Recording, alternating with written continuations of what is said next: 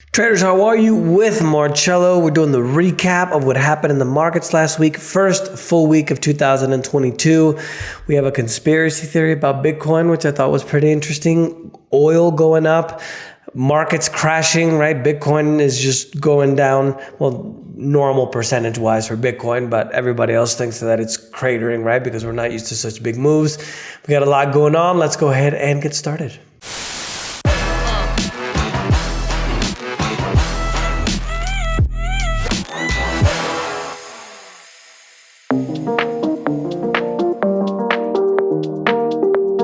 So overall, we have the S&P 500, which rose 27% in 2021, hitting 70 all-time highs, most new records since 1954. And for the first time in history, all the S&P 500 sectors reached double-digit gains. So because of that, and due to the fact that we have extremely elevated numbers, like 26 times earnings. If you guys don't know what that is, basically it's a calculations that people use to look at the valuation of what the market is, and 26 times earnings, meaning that the price of a stock is 26 times what the earnings are on average for all the stocks inside the S&P 500 is extremely high. A lot of investors are now wondering if not only the stock market, but if companies can continue to produce at an amazing rate that they produced over last year. U.S. stocks for the week are mostly lower this week, mainly for the concerns that the Fed is going to be a lot more aggressive. They had a report out on Wednesday. They're a lot more hawkish, which basically means that they're not going to help the economy as much. That it's in layman's terms, that's what it means. Overall for the week, the U.S. markets were negative. The Dow was negative 0.29%. The S&P 500 was negative 1.90%. And the NASDAQ went down 4.74%. And in another, let's say, signal or flag that we're in super bubble territory, we finally have hit a historic year for mergers and acquisitions in 2021. There was a record number of 5.8 trillion of these transactions, which was an increase of 64% from 2020 to 21. The previous record was 4.55 trillion, which is in 2007, which was a year or two, depending on who you ask, of when the actual financial crisis happened. So now we're in another record. We could be maybe a year or two away from another financial crisis. Who knows? Now, even though we had these historic numbers, the U.S. took about half of that, 2.5 trillion of mergers and acquisitions in the U.S., even though we have a lot more tougher antitrust environment under Biden. European markets mostly higher. The emerging market of Istanbul took the crown there in Europe. If you consider Turkey part of Europe, they went up 9.45%. The next biggest winner was the FTSE in London, which is 1.36%. Latin American and Canadian markets mostly lower, with Canada going down 0.41%. I should say the communist dictatorship of Canada. And Africa, if I have any Canadian viewers out there, just leave me a note there, see how things are going out there. I have some Canadian friends that actually just skipped town to Mexico, where there's a little bit more freedom. Africa and the Middle East, Nigeria, most positive of all at 3.76%. And then the far east, we have Singapore at 2.61% positive, with the Indian Sensex not too far behind at 2.55%. Bitcoin and cryptocurrency news. The Kazakhstan president, which is, if you guys don't know where Kazakhstan is, it's in the center of Asia, right below Russia, and then we have all the Asian countries kind of wrapping around it. They had quite a bit of a situation where there was a huge manifestations and riots in regards to the lockdowns and the measures pressured by the government. The president of Kazakhstan literally brought in Russian troops, and he said, shoot to kill, essentially. He literally said that.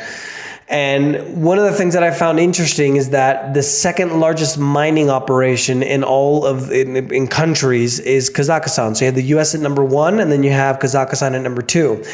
18% of all of the mining in crypto is done in Kazakhstan. And I just found it to be a little bit unusual that all of a sudden we got this, normally you don't hear a lot of news about Kazakhstan, right?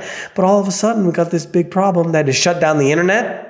That means no crypto mining. And so that's part of the reason why we had that big crash in crypto. Not only that, it has to do with the dollar and the Fed, which I'll explain to you guys in a minute. But I thought that was really unusual. Peru is also presenting laws to be able to regulate crypto, mainly digital wallets and also the exchanges. One of the things that it does establish is that it is solely the responsibility of the buyer when it comes to buying Bitcoin. And I think this is because they've seen people's money being lost and exchanges evaporating, not in third world countries like Pakistan or Bangladesh or Nigeria. We're talking about Canada and South Korea, where people have lost hundreds of millions of dollars because of exchanges that were registered in these countries just literally just disappeared from one day to the next. Other than that, Bitcoin mostly lower, down 14.95% to 41,352.50. Most cryptos across the board completely collapsed. Obviously, in terms of percentage-wise, for most crypto investors, it's not really much, but obviously most people still don't invest in cryptos, and it's quite a big swing. Other than that, commodities climbed to a 7-week high on Wednesday, mainly due to supply constraints from OPEC to North America. That also offset the restrictions and the lockdowns in China. The city of Xi'an, which is literally just completely locked down. People can't even go to the grocery store. They're bartering items now. So people at home are bartering products for food and things like that. And also we have a deep freeze in Canada and the northern US, which is disrupting a lot of oil flows, boosting prices just as the US stockpiles decline. Remember that Biden is going to release a lot of the oil from the strategic reserve to be able to go ahead and try and drop the oil prices, which hasn't really worked that well. U.S. crude went up 4.90% to $78.90, while international Brent went up 5.10% to $81.75. World food prices, I put this in here because I think food, essentially it's a commodity, right? We're talking about wheat and rice and these kinds of things. 10-year high for world food prices. They went up 28% in 2021, and the UN agency is now warning of persistent price tensions in 2022. And one of the things that I thought was interesting that you guys probably didn't know is that the actual fertilizer, well, let me backtrack a little bit. 28%. Meanwhile, the government is telling us that the inflation is only 5.8% or 6.2%. Let's just call it 6% even. You see how things work, right? That's why I always like to do these videos so you guys can learn how to actually read what's going on. I'm sure you guys feel it at the grocery store. I know you guys aren't paying just 6% more when you go to buy food, right? Or fill up your truck or your car. So keep that in mind. So the actual price of fertilizer, right? People have to buy fertilizer in order to go ahead and make food, right? Has gone up for the ingredients, has gone up an average of 134%, which with some going up as high as 210%. So another thing to keep an eye on as well is that one of the things that it takes to make fertilizer, which is something called urea, a key fertilizer component, is synthesized out of natural gas. Now, natural gas is needed to make ammonia. So essentially, right, without talking all these weird names at you, essentially if natural gas goes up, the percentage of food to make the food is going to go up because you have to buy the fertilizer, and a key component of the fertilizer is synthesized with natural gas. Does that make sense? So I watched a video of a farmer who spent, I believe it was $89,000 for this big, huge pail full of fertilizer. And then this year he spent, I think it was over $170,000, $174 rings a bell. So he even paid more than 100%. So get ready for prices to go up a lot higher in 2022, because I think now companies are going to start passing those increased costs to their customers when they weren't doing it last year, because a lot of the government officials and the Fed was saying that the inflation was transitory. So now that they know that it's not transitory, they're not going to help us out and not raise prices, right? They're not going to make less profit. So get ready, start trading, do some investing, because build your side hustle up, because it's coming. It's going to come hard this year. If you thought 2021 was hard, it's going to come fast in 2022. Precious metals lower for the week as well. Gold went down 1.77% to $1,798, while silver went down 4.18% to $22.46. Metals are reeling off the surprisingly hawkish rep from Fed Wednesday afternoon. So they're essentially, what I told you guys before, On Wednesday, there was a Fed meeting, which is the central bank of the United States. And in layman's terms, looks like they're going to be a little bit more aggressive in not helping the economy as much, which means increasing the interest rates and also stop the quantitative easing, which is literally us just creating money and buying our own debt with it. Now, if they do increase interest rates, that's very bullish for the dollar. So if the dollar goes up, a lot of the commodities that are listed in dollars, which is essentially everything, goes down. Right, so that's part of the reasons why precious metals went down, and that's the other reason as well why we had this situation where we had that crypto collapse, because now we have a situation where the dollar's going to go higher, and a lot of these items that are considered inflation hedges, right, like Bitcoin, a lot of people consider, at least young people, that Bitcoin is their digital gold per se, right? So that obviously brings a lot of pressure down on those items. Financial and banking news, banking investment giant HSBC, which if the numbers haven't changed, seventh largest bank in the world and the largest bank in Europe. Their pre-tax profit rose 75% to $5.8 billion, way above what expectations were, which was $3.34 billion. The Eurozone Consumer Prices Index also rose 5%, which was a record. It went up from 4.9% in November as food prices surged even higher. Now we have the ECB, which is the European Central Bank, trying to persuade households and businesses that, and it's temporary, don't worry, the prices are going to return back to normal soon. We're not buying it. And the benchmark U.S. Treasury yield surged to their highest level in 2 years. The 10-year almost hitting that 2% mark. And the 10-year is important because mortgages are tied, or are referenced, I should say, to that 10-year note. So essentially, if rates start creeping up, less people buy homes, that market starts to cool down. If we remember, I believe the percentage of the housing market is about 13-14% of the actual economy in the United States.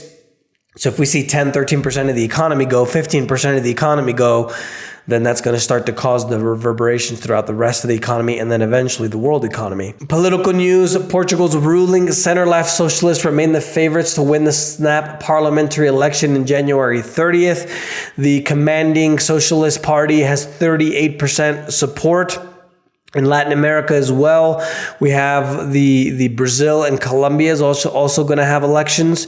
Macri in Argentina lost his place to the socialists in Argentina. Chile, which is still the only first world country. We'll see for how long.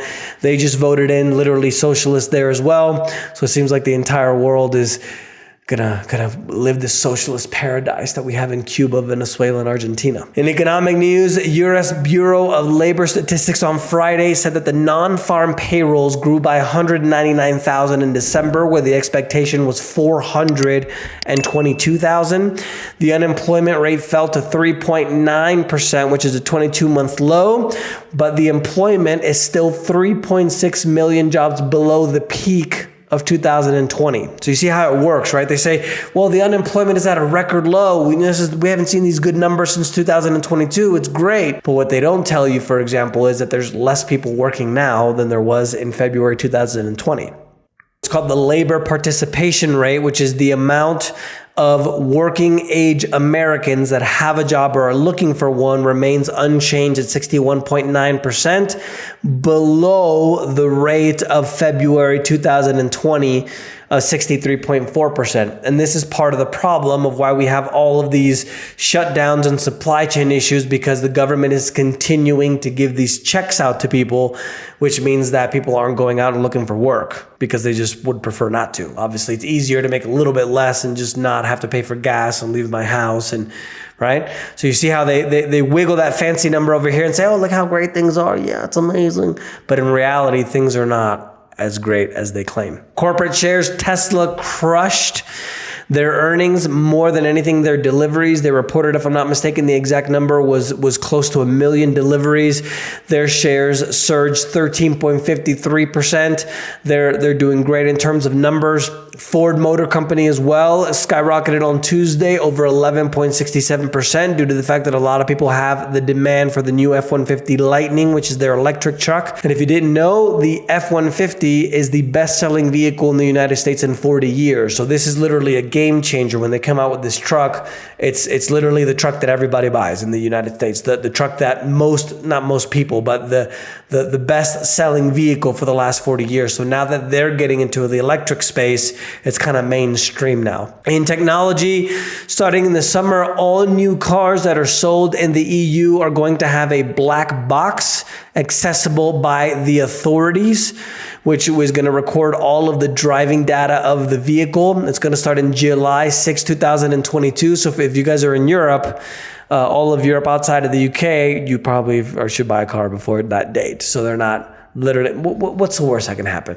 They're not going to spy on you. Like Alexa's not going to listen in on you, what you say, or your Google phone or your Android phone or your Apple phone. They're not going to record your private data and sell it. No, they would never do that. Investment news, Evergrand halted trading on Hong Kong on Monday. They're still struggling to repay $300 billion in liabilities. I read an article that this company has more debt than companies like Apple and Amazon combined, Facebook, and they have nowhere near the amount of revenue, which gives you the kind of idea of what the amount of money that we're talking about here with this company. They've lost 89% of their valuation last year. And the highly contagious Omicron is disrupting already stressed food supply chains, with so many workers becoming ill because it's super, super contagious. But thank God it's not as lethal. A lot of grocery stores, every piece of the supply chain from farms to manufacturers to distributors are having labor shortfalls. So remember, we talked about the price of food already skyrocketing because the input prices are skyrocketing. Now we have another problem where there's not even enough workers. So if there's not enough workers and not enough products, the same amount of people are going to want to buy the same amount of products. Supply and demand, there's skyrocketing demand and a lot less supply. What's going to happen to prices? So you see how it's literally getting hit from every angle. And in international events, the IDF, which is Israel Defense Forces, carried out retaliatory airstrikes against Gaza on Saturday night after 2 rockets from Gaza hit Tel Aviv on Saturday morning.